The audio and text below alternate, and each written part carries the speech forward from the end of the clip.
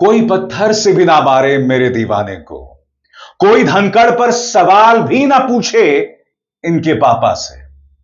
गोदी मीडिया की यही हालत हो गई है दोस्तों। धनखड़ पर कठोर सवाल आप पूछ नहीं सकते हैं। प्रधानमंत्री नरेंद्र मोदी की विदेश यात्रा पर सवाल किया जाए तो देखिए किस बुरे अंदाज में चिढ़ जाते हैं। सही सुना आपने, चिढ़ जाते हैं। न्यूज 18 में एक बहस के दौरान कन्हैया कुमार ने, कांग्रेस नेता कन्हैया कुमार ने गोदी मीडिया को आईना दिखा दिया। उन्होंने प्रधानमंत्री की विदेश यात्रा पर एक सरल सा सवाल पूछा कि भाई इस वक्त संसद चल रहा है, आपको इस वक्त जाने की क्या जरूरत है। इस पर तर्कपूर्ण जवाब देने के बजाय न्यूज 18 का गोदी पत्रकार देखिए किस कदर बौखला जाता है, और यह बौखलाहट कई स्तरों पर दिखाई देती है। वो प्रधानमंत्री नरेंद्र मोदी की विदेश यात्राएं और राहुल गांधी की विदेश यात्राओं में बराबरी पैदा करने की कोशिश करते हैं, फॉल्स इक्विवेलेंस पैदा करने की कोशिश करते हैं। दोनों में कोई फर्क नहीं है। आप जानते हैं कि राहुल गांधी देश के प्रधानमंत्री नहीं है, और कल ही मैंने इस बात की चर्चा की थी। मगर उससे भी ज्यादा उनकी जो बौखलाहट है, देखिएगा अंत में किस तरह से वाह करके बंदा करता है। मजाक नहीं कर रहा हूं मैं मजाक बिल्कुल नहीं कर रहा हूं। आप खुद देखिए दोस्तों, ये लोग हर गुजरते दिन के साथ पत्रकारिता के लिए शर्मिंदगी बनते जा रहे हैं। देखिए। अच्छा, तो आप कहीं नहीं चला रहे हैं। आप ये कह रहे हैं कि हम भी प्रधानमंत्री की तरफ बास्को डिगामा हो जाएं, हमेशा फ्लाइट मोड पे रहें, घूमते रहें, भागते रहें। जब भी पार्लियामेंट चले, सेशन में जब भी सवाल पूछा जाए तो भाग जाएं। इसीलिए हमने कहा कि प्रधानमंत्री जी जो है एक नया शब्द चलन में लेकर के आए हैं, और ये इनकी पुरानी आदत है। अगर भगोरागिरी समझते हैं, भगोरागिरी अगर खेल होता तो साहेब वर्ल्ड चैंपियन होते, मैं ये कहना चाहता हूँ। अच्छा, आपके राहुल जी तो कहीं जाते नहीं हैं? जाते हैं। कहाँ जाते हैं, नाम बताइए। तो राहुल जी प्रधानमंत्री हैं।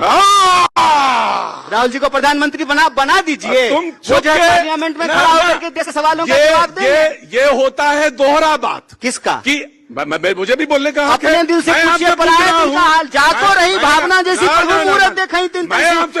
और उसके बाद उछलने लगते हैं। यानी कि जब कन्हैया कुमार सीधे सवाल करते हैं तो पूरी तरह से उछलने लगते हैं। और फिर कन्हैया कुमार का जवाब देखिएगा कि आप खड़े मत होइए, बैठ जाइए, क्योंकि आप तो गोदी में बैठे हैं। देखिए, ये 4 मिनट 4 सेकंड बचा। मैं आपसे एक सवाल पूछता हूं। मैं ये प्रोग्राम अभी तुरंत खत्म हो जाएगा, आप मुझे बता दीजिए क्या कि राहुल जी कौन कौन देश में जाते हैं। सवाल खत्म, सेशन खत्म।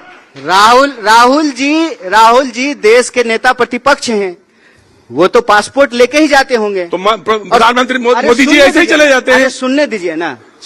अरे अच्छा, तो देश में अभी सेशन चल रहा है। सेशन में प्रधानमंत्री को विपक्ष के सवालों का जवाब देना चाहिए।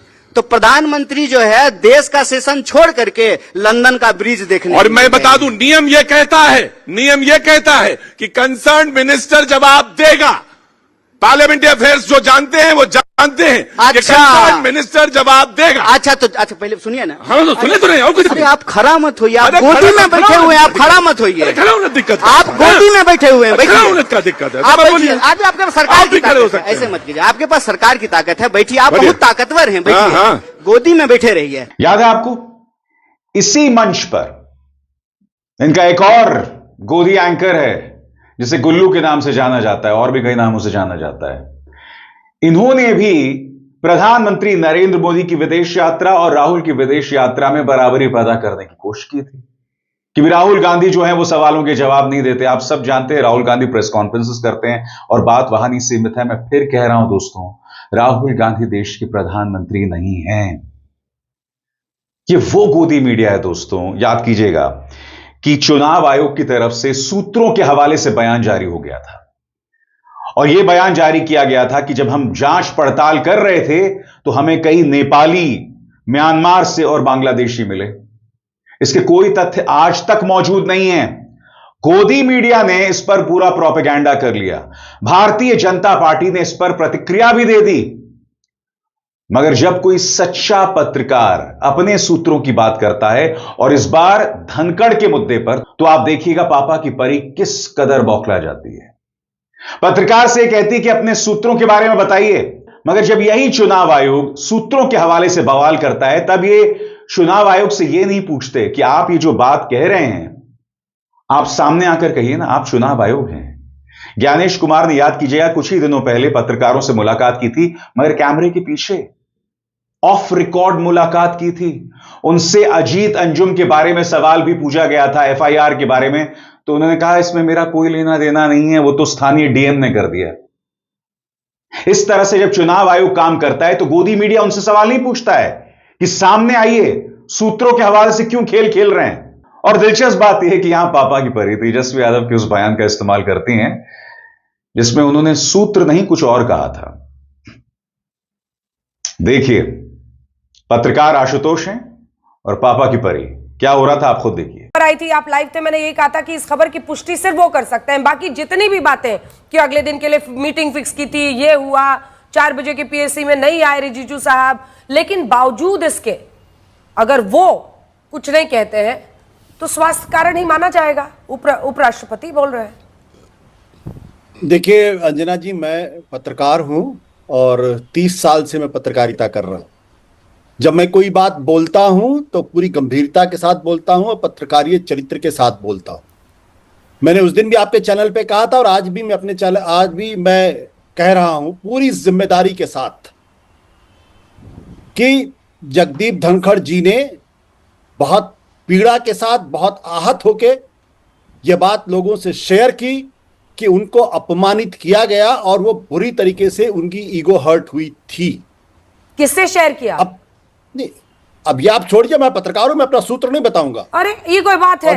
क्यों नहीं बताइएगा? नहीं, मैं अब मैं आपको तो मैं पत्रकारिता नहीं सिखा सकता ना, क्योंकि नहीं, बिल्कुल नहीं सिखा सकते, क्योंकि आप पत्रकारिता के साल गिन रहे हैं लेकिन बीच में उसमें राजनीति के साल जोड़ रहे हैं कि नहीं जोड़ रहे हैं? नहीं अंजना जी, अगर आप व्यक्तिगत होना चाहती तो फिर आप बात खत्म कर दीजिए। आपने जवाब ही सर व्यक्तिगत नहीं, आप मेरी बात सुनना ही नहीं चाहती। आप मेरे पत्रकारिता जीवन के ऊपर आप प्रश्न चिन्ह खड़ा कर रही हैं। कोई प्रश्न चिन्ह नहीं सर, कि मैं आपको सूत्र बताऊं। नहीं, सुन लीजिए, सूत्र का तो मजाक उड़ाते हैं ना तेजस्वी यादव की, कौन से सूत्र है? देखिए, सबसे पहली बात, आशुतोष खुद एक पत्रकार हैं और वो सिर्फ ये कह रहे हैं कि भाई धनखड़ खुश नहीं है।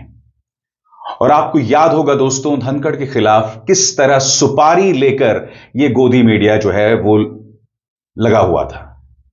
वही इंडिया टीवी के संपादक रजत शर्मा, जब उन्हें उपराष्ट्रपति बनाया जाने वाला था तब उसे एक मास्टर स्ट्रोक बता रहे थे, और उसके बाद यही रजत शर्मा उन्हें एक लंबा चौड़ा बयान दिया था कि किस तरह से धनखड़ सरकार की नहीं सुन रहे थे, विपक्ष से मुलाकातें कर रहे थे, ब्लैकमेल कर रहे थे। ये तमाम बातें, पहले इस तरह की बातें करना और फिर उस तरह की बातें करना।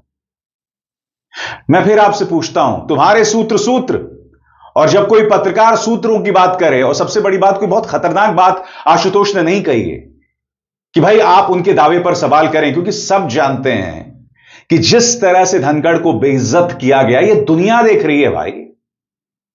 और उस पर आपने देखा पापा की परी के क्या तेवर थे।